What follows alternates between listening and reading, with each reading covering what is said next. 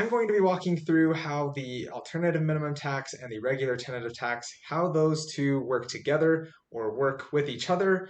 This is going to be getting into the nitty-gritty details, so if you want to keep things high level, this video probably isn't for you, but let's go ahead and pull open the 1040 and show you exactly what's going on.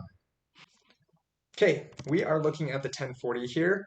Let's start with line 1. We've got all of our income, our wages, our salaries, tips, and so on. It's going to be going through, we're going to take that number and we're going to put it through a bunch of different calculations, which we're going to skip for the sake of this video. But we're going to jump to number 15 here, which is taxable income. And up to this point, the tax brackets have yet to come into play. You'll notice that they will come into play on line 16 right here where it says tax, and then it continues by saying see instructions.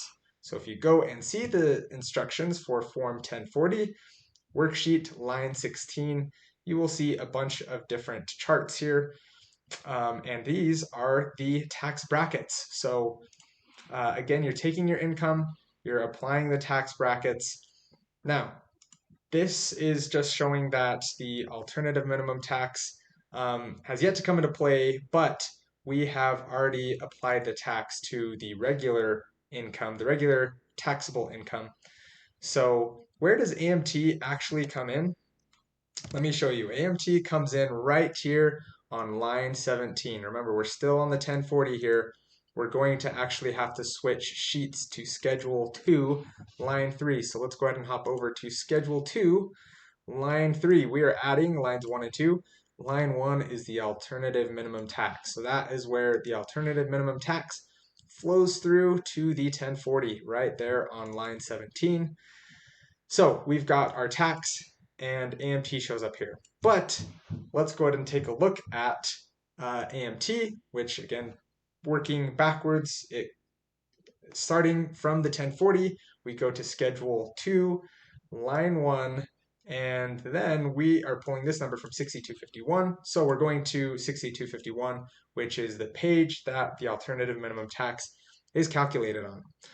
So we are going to be starting with the amount from 1040, line 15, which is the income before it has been taxed.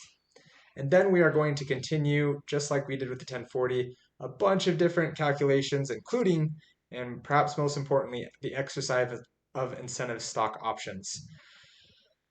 So you exercise incentive stock options, that's going to increase your AMT, in which case it was not included in the taxable income over here on your regular income. So it is calculated over here on the 6251 AMT, but nonetheless, it goes through some more calculations, and you end up with the alternative minimum taxable income.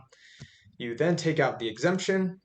You then do a few more things, but here is where the alternative minimum tax actually comes into play. If you'll notice on line 7, the third bullet point here talks about how the first roughly $200,000 is going to be taxed at the 26% rate, and anything above that will be taxed by 28%. So we are now applying the AMT rate to the alternative minimum taxable income. It has yet to flow back to the 1040, but we'll get to that right here in just a second.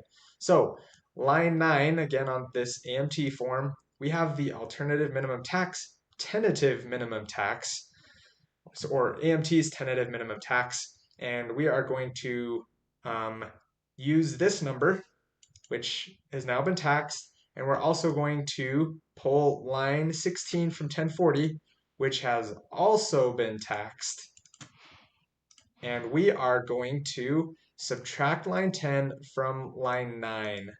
So we're taking the AMT and we're going to subtract, so the AMT that's been taxed, and we are going to subtract the regular income that has now been taxed. And if it's 0 or less, then you're going to enter 0. So in other words, if you are not triggering AMT, you are going to see a 0 here. But if you are triggering AMT, you will see a number here. What that number is going to be for you, I'm not for sure. Lots of variables in play here. So that, again, shows it right there. The proof is in the pudding.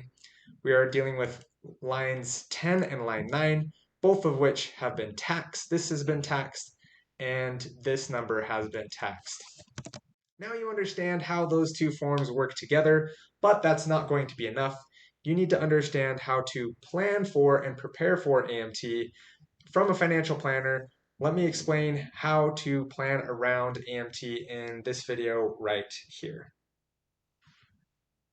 If you found this video useful, please like it and share it with your coworkers. Thanks so much for watching.